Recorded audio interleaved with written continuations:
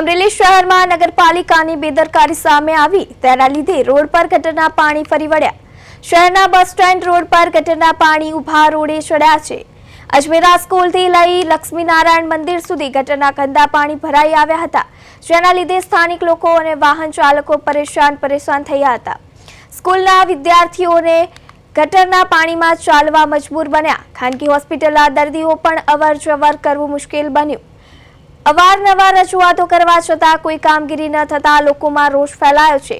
સ્વચ્છતાના નામે લાખો રૂપિયાના કામો થયા છે, પરંતુ કામ માત્ર કાગળ પર હોય તેવું લોકોએ જણાવ્યું। ગજેરા હોસ્પિટલ અને અજમેરા સ્કૂલની વચ્ચે સ્ટેશન રોડ ઉપર જે ખાંચો આવ્યો છે ત્યાં આજે 3 દિવસથી ગટર ઉભરાઈ રહી છે। રેડ કોર્નર લગી જેમ નદી વહેતી હોય એની જેમ અત્યારે પાણી જઈ રહ્યું છે, પણ નગરપાલિકાને કોઈ આ કામ કરવામાં રસ નથી એવું અત્યારે દેખાઈ રહ્યું છે। અત્યારે અજમેરા સ્કૂલની અંદર નાના બાળકો પણ છે, હોસ્પિટલમાં લોકો પેશન્ટો આવતા હોય। આ નગરપાલિકા લોકોની અત્યારે આરોગ્ય સાથે છેડા કરતું એટલું અત્યારે અમને દ્રશ્યમાં દેખાઈ રહ્યું છે।